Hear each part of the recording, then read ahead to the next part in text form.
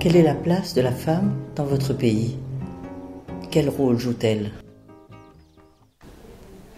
Aussi bien dans ces communes rurales que dans les communes urbaines, la femme était chargée uniquement au ménage. Il n'y a pas très longtemps qu'on a donné la place qu'il faut à la femme.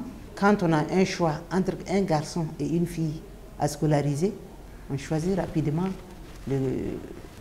d'envoyer le garçon à l'école parce que c'est le levier de la famille. La fille, on trouve qu'elle va se marier, elle va aller renforcer une autre famille. Donc, je parlerai de mon expérience.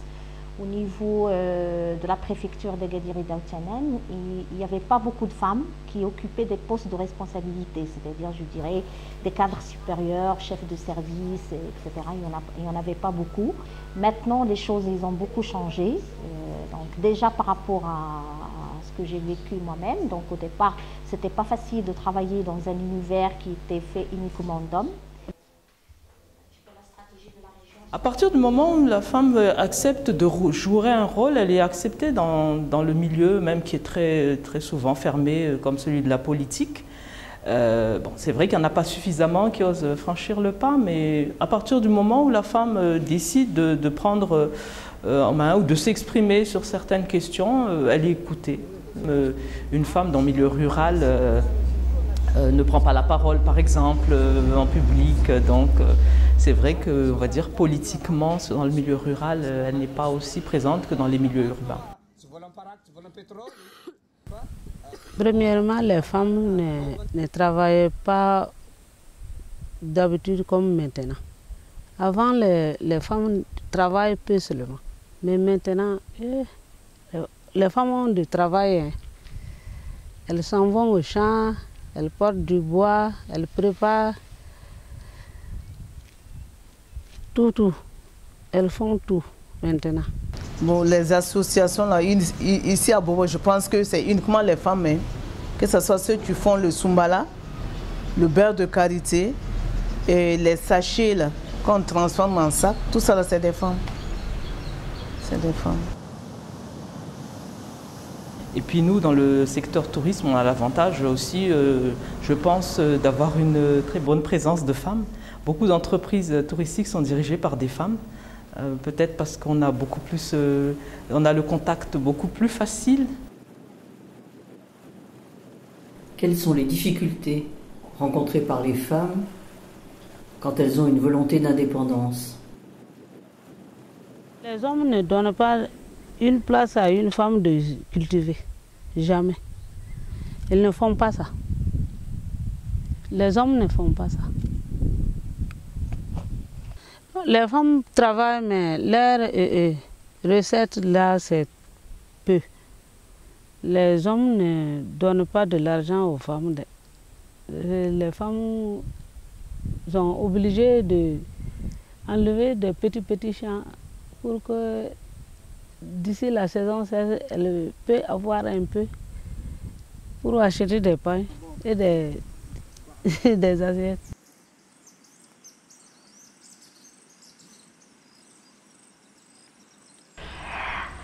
Alors, avant que la femme soit indépendante, soit membre dans la coopérative et soit indépendante financièrement, avant c'est qui vendait son huile.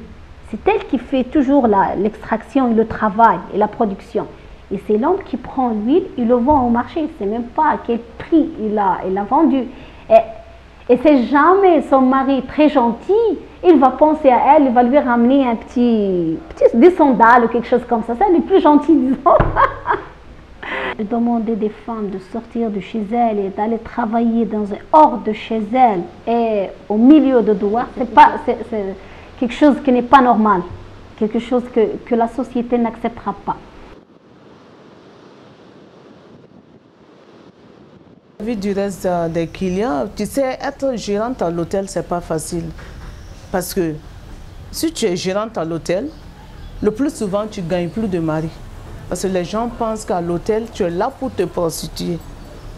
Donc, c'est la mentalité de nos Africains d'ici. Travailler à l'hôtel, c'est pas facile. Tu n'as pas un bon nom. Les gens gâtent ton nom. Mais c'est vrai qu'à Madagascar, les gens ne sont pas habitués à voir une femme qui travaille dans la construction. Et quelquefois, on trouve les gens ne te respectent pas. Les ouvriers les agents que je dirige, ils ne veulent pas travailler. Quand je pars ou je ne suis pas là, ils font comme ça. Et pour être à leur hauteur, on prend aussi les bêches et on travaille avec eux. Et ils ont honte parce que cette femme, il prend le marteau, etc. Quand il voit que c'est une femme et il fait, donc je dois faire aussi. Et après, il te respecte. Comment les femmes peuvent-elles prendre leur vie, leur destin en main? Qu'est-ce qui leur a permis de changer leur place dans la société? Mon expérience dans le développement en général, j'ai pu voir dans les territoires ce qui se passe exactement. Et on a bien vu qu'on n'a pas les mêmes chances. Les femmes n'ont pas les mêmes chances, n'ont pas les mêmes possibilités. Mais par contre, donc, dans chaque territoire, il y a toujours des femmes qui essayent de changer, et de travailler pour améliorer leur quotidien. Donc, et c'est grâce au projet que j'ai pu développer en collaboration avec différents partenaires que je me suis rendu compte qu'il y a des femmes qui font beaucoup de choses, mais qui ont besoin quand même d'être aidées.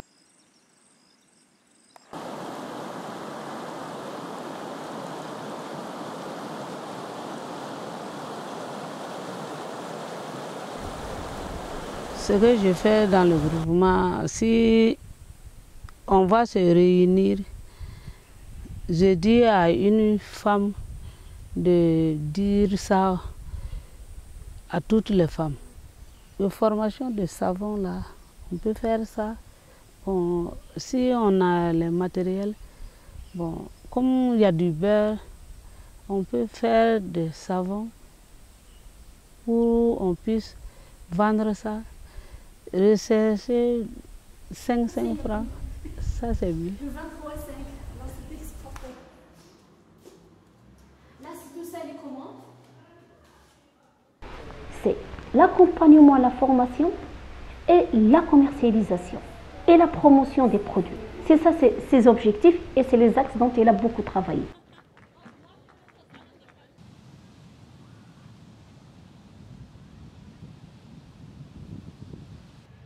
Ny asa andraikitra sahaniko voalohany zany dia miainga avy amin'ny toko an-tragno. Dia amin'ny mahavehivavy anazy zany no andraisiko andraikitra amin'ny vehivavy eto an-tanàna. Indrindra me zany fanentanana ireo vehivavy hiditra amin'ny fampandrosoana. Efa nisany satria zahay zao tamin'ny inauguration aty tony raha vao nanentina ireo vehivavy ireo hoe andre andraikitra antsika fa zao ny zava-misy atao eto tonga dia tsy nisalasala ireo vehivavy nandre andraikitra tokoa zareo ary maro zareo tamin'ny fotoanan'izay. Qu'est-ce que les projets de développement ont changé pour les femmes? Quels sont les impacts? Dans une famille, ce sont les femmes qui sont responsables d'amener l'eau dans la maison. Il n'y a jamais d'homme qui va prendre un seau et ramener de l'eau. Et quand une petite fille vient de naître, on dit que félicitations puisque vous avez eu un patsak, c'est-à-dire quelqu'un qui va chercher de l'eau. Pour chercher de l'eau, il faut aller partir très loin, dans des vallées, là où il y a la source, ou bien dans les montagnes. Mais si on arrive à mettre l'eau à la maison, c'est un travail de moins pour les femmes. C'est une femme qui commence à produire, qui commence à avoir de l'argent, qui va commencer à prendre des décisions pour sa structure. Elle n'est plus cette femme-là analphabète au devoir. Ça a changé, sa vie, ça va changer. Et ce qui m'a beaucoup, et ce qui est très intéressant, très très très beau, ce que j'ai beaucoup admiré, c'est ces femmes-là, c'est que maintenant ils commencent à croire que ces filles vraiment doivent aller à l'école. Parce que qu'est-ce qui arrive à la coopérative? Il a toujours besoin des ressources, des personnes compétentes à travailler.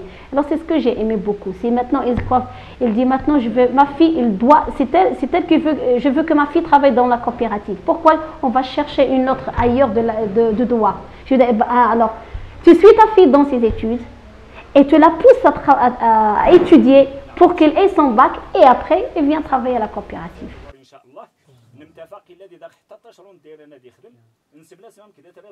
Dans le rural, c'est toujours l'homme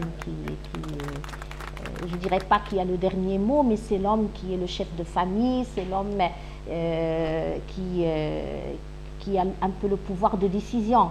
Maintenant, il y a certaines femmes qui ont pu quand même, grâce à ces projets de développement qui sont mis en place par différentes structures, par des hommes et par des femmes, ils arrivent aussi à imposer leur volonté et à faire eux-mêmes donc le changement dans leur territoire.